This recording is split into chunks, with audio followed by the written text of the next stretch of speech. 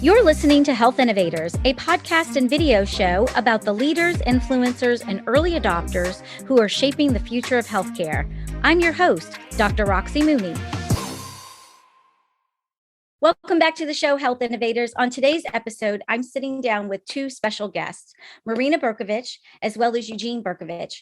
Marina is the founder and CEO of Your Coach Health, and Eugene is the co-founder and COO. Welcome to the show. Great to be here. Thanks, Dr. Roxy. Good to be here. So for our audience who maybe aren't familiar with your company or your story, just start off and tell us a little bit about your background and kind of how you ended up to innovating coaching. I guess I should start with this one. You should start, yeah, absolutely. Yeah. So my background, I was a developer in my former life. I worked for Lockheed Martin many years ago. Had a couple of entrepreneurial ventures. We moved to Amsterdam as expats about 10 years ago. And while living in Amsterdam, I was diagnosed with breast cancer.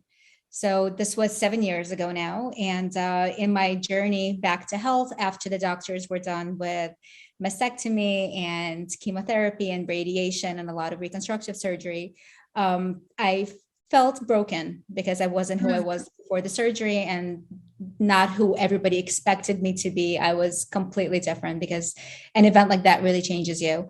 And in search to hack my own body and to see what feels right for me at the moment, I discovered health coaching. I became a health coach myself. And while I started working with my clients, and that's really, that was my goal. I wanted to learn for myself. And then I wanted to have a few clients and to just share the knowledge that I have. There's this guy who can never leave good enough alone. And he's like, well, you can't coach with pen and paper. So we started looking at practice management solutions and nothing was working for what it is that I wanted to do. So if you can find something, you build it, right? That's what you do. So we reached out to another co-founder of ours, Dan, who is also a friend. And we started building this, and I called it this toy for me, right? And that's what it was in the beginning. As a matter of fact, yourcoach.health was a domain we registered originally for Marina's practice, her own practice. And then as we kind of realized that there's so much more to it, but carry on. Yeah, we thought it was going to be really cute, like Your Health Coach, right? So yourcoach.health, the .health domains became available at that time. So we thought that was going to be really great. So we built this practice management and then started talking to people that I graduated coaching school with, and people just wanted to start using it. So it became a practice for health and wellness coaches, a platform for health and wellness coaches to manage their practice, which at the heart of it, it still is. So right now there's over 2,200 people on the platform and they're working coaches. Yes, many more people. There's many more people. There's thousands, like tens of thousands of people, of clients. But there's over 2,200 coaches who are working with their own clients. And what we do, and this is how we started the health coaching revolution, we're spearheading the health coaching revolution, is the coaches who are practicing on our platform with their own clients, we match them to clients who are looking for health coaches. And these are clients, members, or talent of companies, of our industry partners that we work with. And that way our mission, the mission of the company is to bring health coaching to the projected 8.5 billion people worldwide by 2030. I think this is the longest I've spoken and you've been quiet. Yes, so you can't tell that I'm, I feel it. I feel like you want to talk. I'll give a much shorter background. I think part of this is, it was just honestly an honor to join my wife and build this together. And so it was somewhat of a tough decision to leave a big corporate executive role. Really comfortable. Yeah, it was, easy. Minus the politics. But anyway, background wise, I kind of grew up in healthcare, health tech, about 20 years, pharmacy benefit management, life sciences, consulting, and then my own companies in between. And then decided, I think everybody knew she was my boss, and now it was official starting January 2020 as I joined Marina in building this. So I love it. We're still sitting here together. We're still standing, 2 years later, attached to the hip, but we're okay. So I'm curious, health coaching has been around for a long time. So, you kind of shared your personal journey, but what do you think is or was happening in the marketplace that really, what was the unmet need that you were solving for that really kind of helped you, have some kind of viability with this business model? I think people are just frustrated. And, we mentioned that there's a lot of coaches on a platform, but there were just people, regular clients, regular consumers that were downloading the platform on a regular basis. And we started putting this little questionnaire together, right? Because we wanted to understand who these people were. And the answers that we were getting, we could tell how desperate people were. And they were so desperate for a connection and for answers. And they just weren't getting that from their medical professionals. Maybe just because these people just don't have enough time. Doctors are overwhelmed. They just have maybe 10 or 15 minutes to spend with each patient. Nurses are overwhelmed. And there's actually a lot of nurses who are going into health coaching because now they're not doing what they set out to do. They're doing a lot of admin work, right? Because everybody's so short-staffed. So people were just really, really frustrated and desperate. And we just felt that we needed to help with this. And, health coaching, Eugene likes to say that it's been around for 20 years, but now as the profession is being legitimized, I think it's always been legitimate, but now it's being recognized. No. So what's the distinction? Sorry? Yeah, what's the distinction between being like legitimate and recognized? Do you think that there's kind of just a new value for health coaches that maybe we didn't have in the past? Yeah, I think there's a combination of things, right? Again, I always kind of refer to that many people think about health coaching as cuckoo voodoo science, right? But a good health coach is trained in motivational interviewing, in reflection techniques, right? While I took kind of the beginner course myself, just to understand, as a COO and co-founder, I need to know something about health coaching, one would think. And my realization was after the 9-week kind of the introductory courses it was a non-clinical psychotherapist, right? That's kind of how I describe it in 2 words. But ultimately, a health coach today is somebody who can help you understand, kind of put together and help you achieve your goals, right? And to add to all of this is there was also a National Board of Health and Wellness Coaching that was set up in 2012. And I think they've done an amazing job now working with the AMA and the VA. And so actually in 2019, as I was leaving the life sciences company I was with, both AMA and the National Board announced that there were level 3 CPT codes out for testing in the VA. And so I think the combination of, again, real great schools out there, plus the national board, plus the recognition of the AMA now in the last 3 years, 3, 4, 5 years, brought this amazing talent pool to health and care industry. And not to mention that the health coach is now being recognized as an integral member of the health and care team. So working together with the health team, right? So there's just so much that a health coach brings into the picture. And I think it's finally being recognized. Well, it's definitely finally recognized. Yeah, absolutely. A lot more respect and appreciation or value for their role and being playing a critical role in the care team. I can see that. Don't get us wrong, what Eugene brought up before, the cuckoo voodoo science, there's still a lot of that. There's a lot of people who are peddling vitamins or oils and they're calling themselves health coaches, and they go through 1-day training and they have a shake that you lose like 20 pounds with and they're a health coach, right? So it is a lot of responsibility, especially seeing how people want to believe everything and it's just looking for a solution to help them. There's a lot of responsibility in what we do to only match clients with legitimized coaches, right? With those who went to a proper school, those who have real know-how on how to lead their clients. So there's a lot that goes into it. A distinction does need to be made. Are you doing some of that vetting as coaches are being integrated and having access to your platform? Absolutely. So besides the qualification, the certifications that they upload, that's just one part of it. We have algorithms that analyze real world data. So it's based on the client's goals that they reach or they may not reach, right? It's based on what kind of coaching the coach does if they're within their scope of practice, right? So while they can practice with their own clients, and that's completely up to them, that's great. They can do whatever they want with their own clients. But for us to match them, they absolutely need to be validated by us. Okay. that makes sense. So how has COVID impacted your business? So you talked about launching in 2020. Tell us about that ride.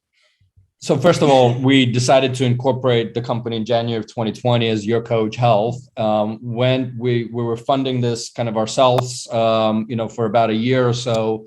And then, of course, just started a fundraising, and then COVID hit, right? And things came to somewhat of a halt starting March in US. So that was crazy time. But it's a little yeah. unfair to us, because we had a little bit of an unfair advantage with what we were building, because all of a sudden, something that we believed in wholeheartedly, other people started to believe in wholeheartedly as well. The whole idea of preventative care and virtual care, right? People just became more and more open to it. So while we had that, oh crap moment in the beginning, with everybody else, it actually turned out to be a blessing for us, because that's probably one good thing that came out of COVID, that Sure. work that we do and the platform that we put together is being recognized. Absolutely. I think that there's so many entrepreneurs like yourself that have been able to benefit from some of the mindset shifts and even behavioral shifts that have taken place with COVID. We've kind of reimagined what's possible. And there's people like you that have been able to ride the wave. Yeah. And you should. don't get us wrong, as far as like development, like we had some moments as well, right? Because we developed a mobile app because everybody was always on a move. All of a sudden we had to create a web application because now everybody was home in front of their computers. So we started scrambling a little bit as well, right? So being an entrepreneur, like it's funny because people think like, if you succeed and you raise enough money and then you sell or you go public, right? It's like, oh great, like they did. Oh no, you know how it is. It's so much hard work. It's all of it, it's a lot of these oh crap moments, and every 100th moment is like, oh yay, like something great just happened, right? So it's a lot of hard work. One just a quick add-on, and this is I think it was Unity at Startup Health said something like 10 years happen in 10 days, right? And so it really spearheaded the whole digital health. I'll say what used to be almost like a movement with some capital going in to really the front lines of it. And again, we took advantage of that for the goal for others, right? So yeah. So I love that you were just really candid and transparent about the reality of entrepreneurship, right? Because we hear mostly of the stories that you just kind of highlighted of all the wins, all the moves, and it makes it seem like, oh man, I'm just not lucky like them, or I just don't have what it takes like they did because they just made like these 10 decisions and it all aligned and now they're a billionaire. And so when you think about those oh crap moments, or when you think about those like wow surprise good moments, share a story with our audience. What was one of those like darkest oh crap moments, and then highlight what were some of those other moments that were just like surprising wins for you? Yeah, the darkest moments, it's probably being an entrepreneur, just because I became an entrepreneur in my 40s, like in my early 40s, right? So I'll refer to the year 2019. My kids say that's the year they'll tell you I gave up parenting, right? So luckily they were like 16 and 18 at the time. Ouch. Yeah, but they're like, you gave up parents. I joke, right? But the kids are very supportive, but there's a lot of things that you have to give up, especially being a woman. Just because I had more responsibilities, it's not like I now didn't need to do laundry. It's not like I didn't have to cook dinner. It's not like I didn't have to go to school and spend time with my kids, right? Like there's so much that needs to be done. And on top of it, you add a team to you also need to nurture that team, right? Like this company is a third baby, right? So the dark moment for me, I think, was I felt like I was failing in everything. Mm-hmm. I felt like I was failing at home. I felt like I was failing in my business. My mom became very sick. She was diagnosed with stomach cancer during this time, and I felt like I was failing as a daughter as well. Like it was. So that was a dark moment. And I just had to take a step back and to reevaluate everything and to say, this is okay. I'm okay. Everybody is going through this, and just take it one step at a time. So I know I brought some personal stuff into it, but there's no clear work and home lines, right? Everything, yeah. It's just blurred. Another thing that COVID has taught us, right? There's no clear work and home lines. Everything is blurred. But, for me, like, I'm very lucky that I have support of Eugene, not only as my husband, but also as my co-founder. And he's there during the dark times saying, you need to celebrate this. You did this, you built this, and it's really amazing, right? Because it's really easy to go to the dark place. I also picked up the washing dishes. So just, as a hobby. Spoiler alert, have a dishwasher. Spoiler alert. Yeah. So by washing dishes, it's loading the dishwasher, which I am grateful for. I'm absolutely grateful for. Yeah. I think it's great that you shared that, because I think so many women leaders, as well as female entrepreneurs, really can identify with that, and have similar struggles with kind of second guessing and questioning our identity and all of the different roles that we play, and feeling like a failure. And I think, Eugene, kudos to you for being able to be there and be that champion, be that biggest fan, to remind her that it's good enough, or it's great, because sometimes we just beat ourselves up because we want to be superwoman in all facets of our life, and we can't. We do. We want it all, right? And Dr. Roxy, like, I just kind of remembering back, actually, in those other dark moments on the funding, right? We had a lead, we had this, we had that coming together, and then started falling apart. And I actually remember some of the pitches that we did together to VCs, and there were, middle-aged men on the other side of the Zoom window. And even though she's the founder, it's her story, it's her mission, it's her vision, the questions were obviously coming to me. As I was talking, I was sitting there and talking. And we would literally, we both would shut down and say, nope, not who we want to build this with, right? And those are dark moments as well, right? As I'm sitting, and I'm sure you've seen some of this, right? I'm sitting there and I'm talking, but Eugene, and he's like, Marina just covered this point, right? Like, we're okay, we're good. So we actually wrapped up some of these calls, and we said, very no, quickly, this is not. And we're very lucky to be, the investors that we have that believe in us. We're very lucky because they're true champions and true believers. And I mean, I do consider us very lucky in that, like, Agreed. Building a business is a lot of hard work, but there is some luck. And with this, we definitely have had some luck. We should probably talk about some great moments. And I've heard that story actually, not super often, but I've heard that story a couple of different times, where you've got a female founder and a male co-founder, whether they're married or not, and in that fundraising journey have experienced that. And again, the man's responsibility is to go, I don't know, what do you think? I don't know, what do you think? Right? Otherwise, you're going to be in the doghouse later.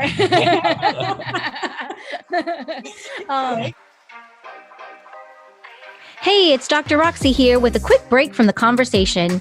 Are you trying to figure out what moves you need to make to survive and thrive in the new COVID economy? I want every health innovator to find their most viable and profitable pivot strategy, which is why I created the COVID Proof Your Business Pivot Kit. The Pivot Kit is a step-by-step framework that helps you find your best pivot strategy. It walks you through 6 categories you need to examine for a 360-degree view of your business. I call them the 6 critical pivot lenses.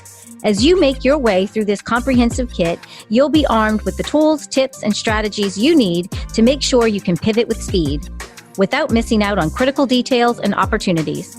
Learn more at legacy-dna.com/kit.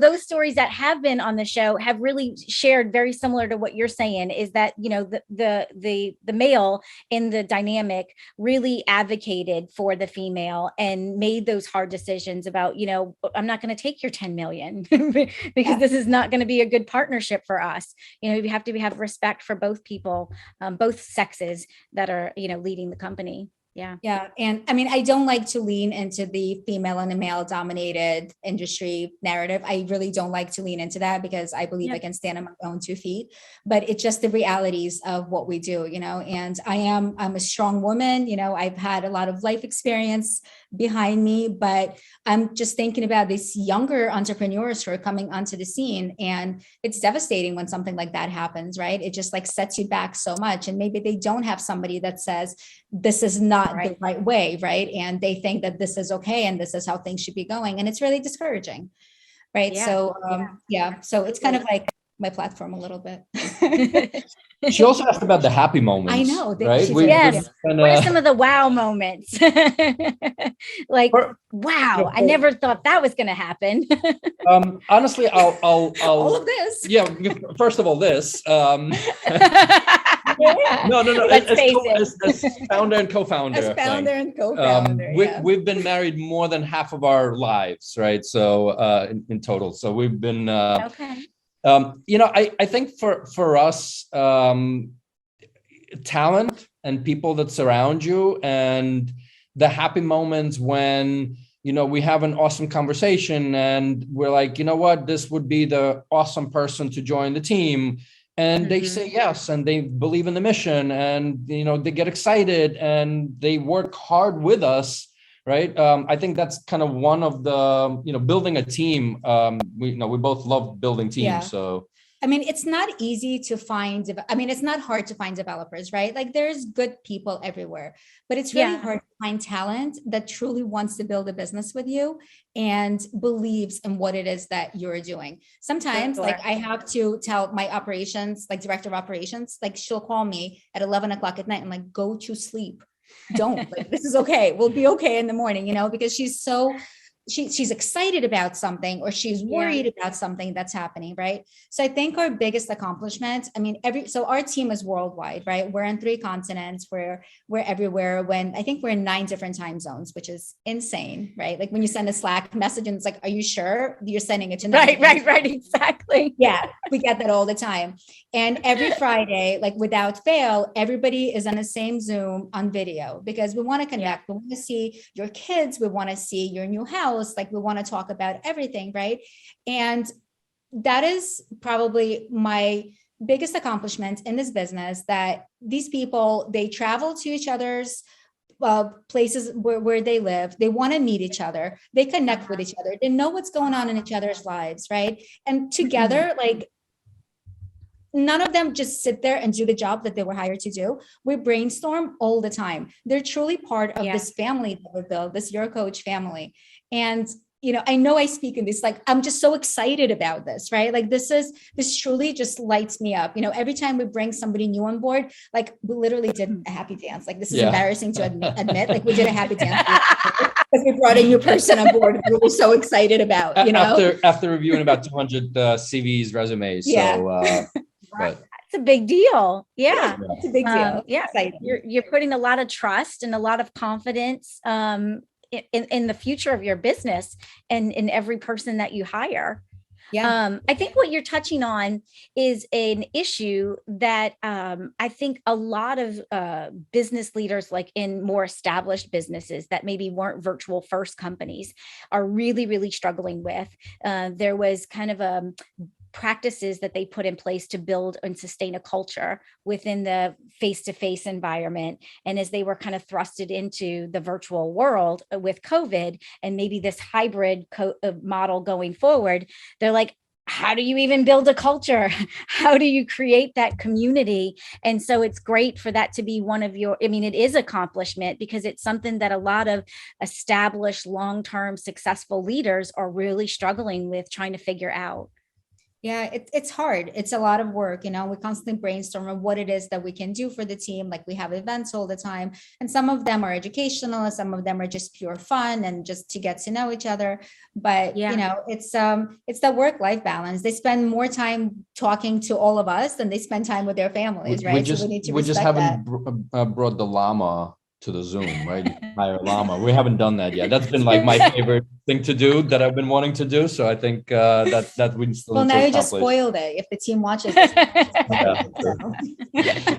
you have to come up with another animal. I know.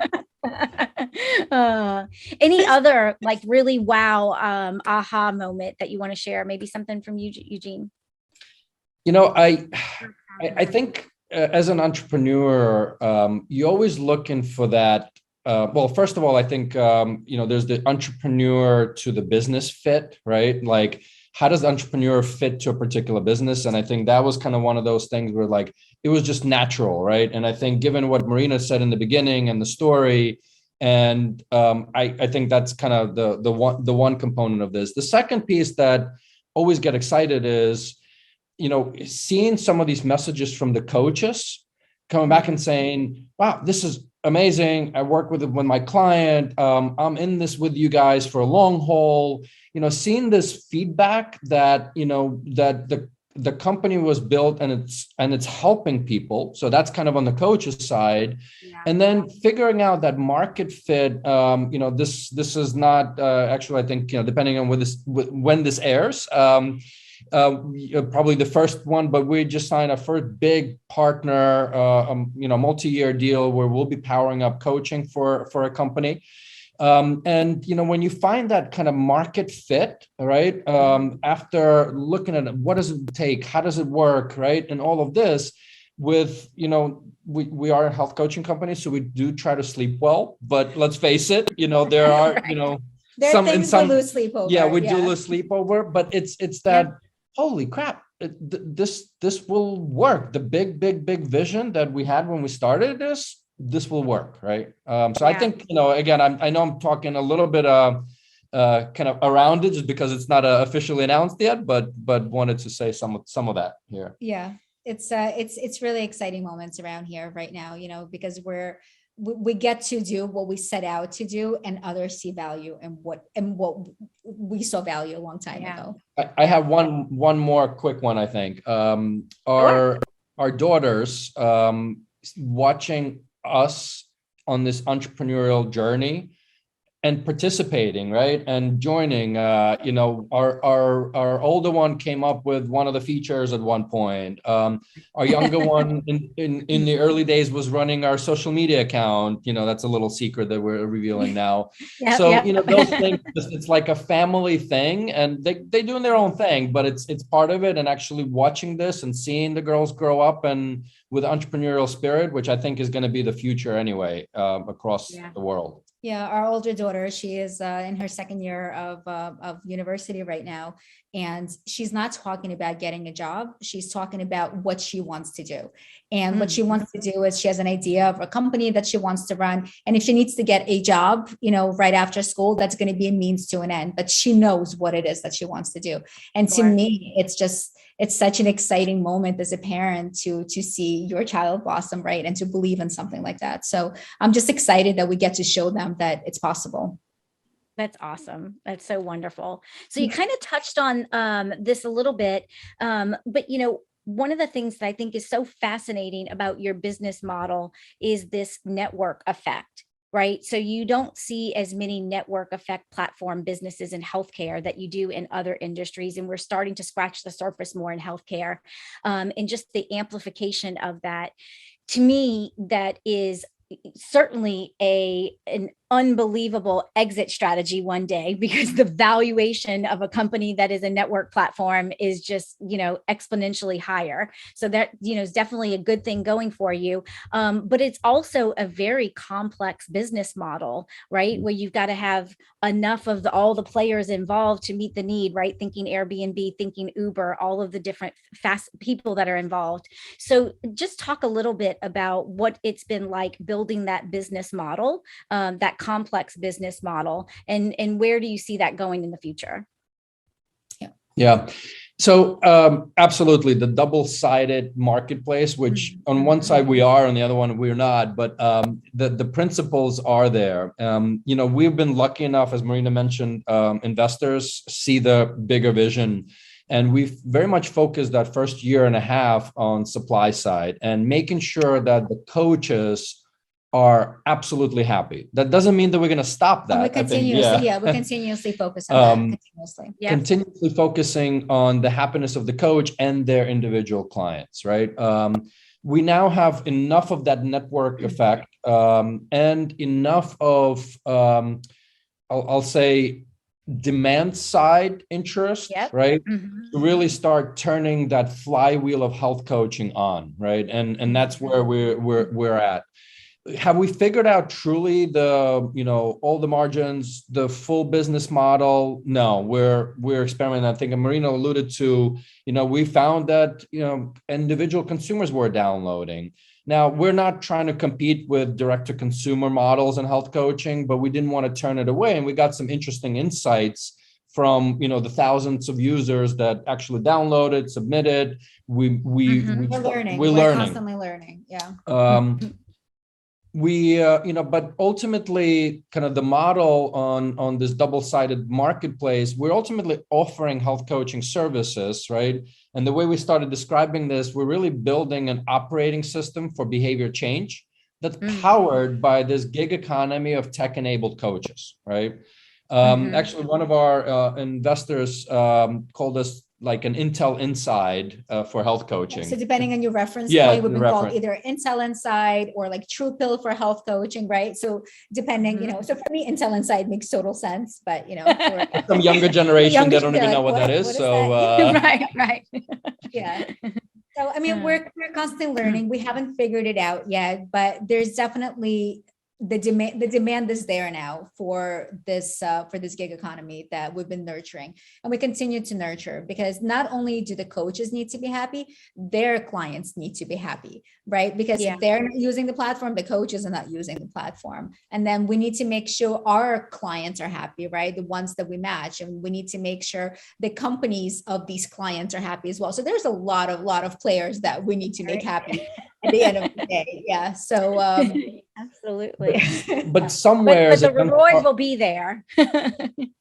Yeah, exactly.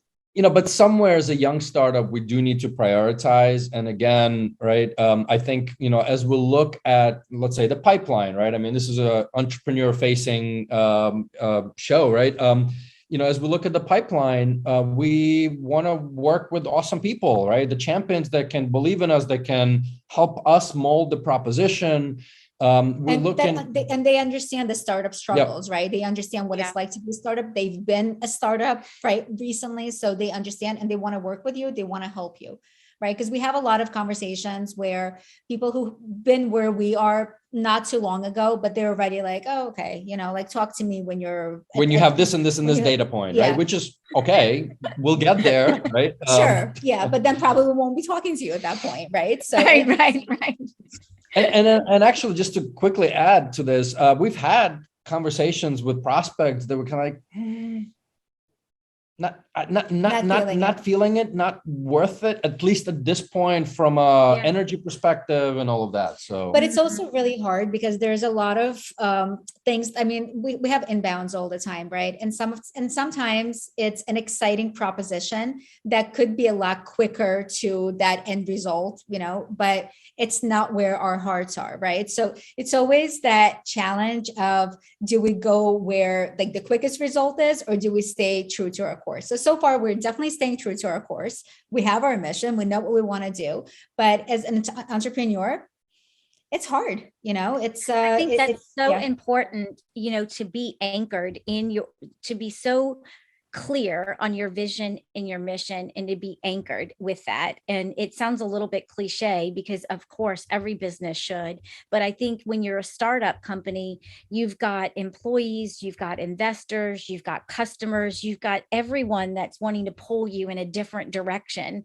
And how do you know kind of what you're describing? Like, how do you know which one's directions are like, really, this is great feedback, we should heed this and we should move, and which one is like, no, that's taking us off course. And that value, that vision and mission becomes the lens for help you making all of those decisions. Otherwise you will go, okay, we're making money, but this is not the company that I set out to build. What happened here? Exactly.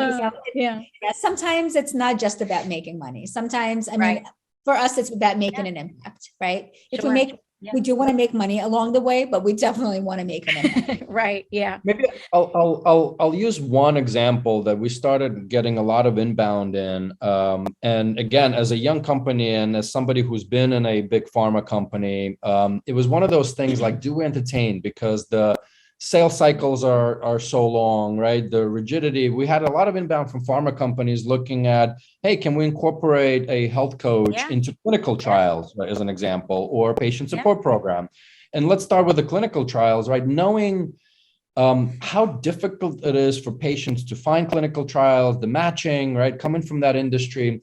But also at the same time, knowing how difficult it is to work with pharma companies because of the regulated environment. The easy thing for us would have been said, well, let's walk away, right? Because it's just too far and too. We did decide to spend, again, smaller percentage of our time exploring this, like, is a health coach an intervention? How does a health coach work with a PI? And again, back to the mission of, can we get 8.5 billion people, which many of them do participate in clinical trials as an example, access to a health coach, understanding their goals during this clinical trial, how difficult it is, maybe even for caregivers of the patients. So again, we need to make choices and filter some of this inbound, but back tied to the mission, right? And to us, that made sense as far as the mission is concerned to explore. Mm-hmm. Yeah. So as we wrap up here, what advice do you have for your fellow entrepreneurs that are in the marketplace? Maybe they're a little bit behind you, maybe they're right where you are, maybe they're even a little further ahead. What advice do you have for them? I think for me, it's a little bit of what we just talked about, right? Everybody has advice, everybody has opinions, but you need to stay true to what you want to do, right? You had a vision when you started this. You know what you want to do. Not to say that you shouldn't listen to advice. There's a lot of great advice out there, but definitely filter it. And just because somebody says you should go in this direction, don't run in that direction. Take a step back, see what it is, what gets you out of bed in the morning, right? Like there's a lot of exciting opportunities out there, but not necessarily what you want to do with what you started. So, right.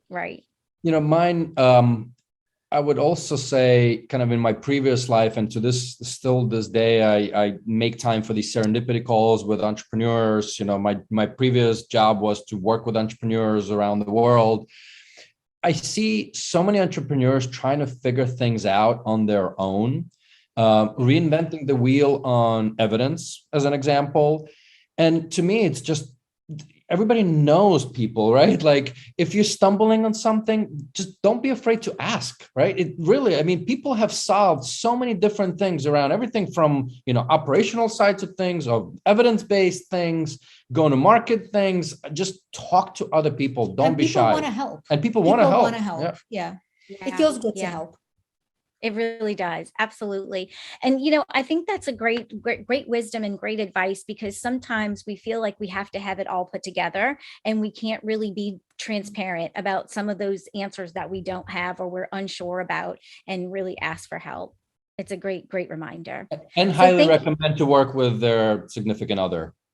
I think you were going to say health coach. Well, my significant other is a health coach, so it works well. Yeah. So how do folks get a hold of you if they want to follow up with you after the show? So we're Your Coach Health on all the socials at Your Coach Health. You can email me at Marina at Your Coach Health. He's Eugene at Your Coach Health. And then he's Health Eugene as well. Health Eugene on Twitter. Awesome. Well, thank you so much for joining me today. It was a pleasure. Thank you so much. It was so much fun. Thank you. Thank you so much for listening. I know you're busy working to bring your life-changing innovation to market, and I value your time and attention. To get the latest episodes on your mobile device automatically, subscribe to the show on your favorite podcast app like Apple Podcasts, Spotify, and Stitcher. Thank you for listening, and I appreciate everyone who shared the show with friends and colleagues. See you on the next episode of Health Innovators.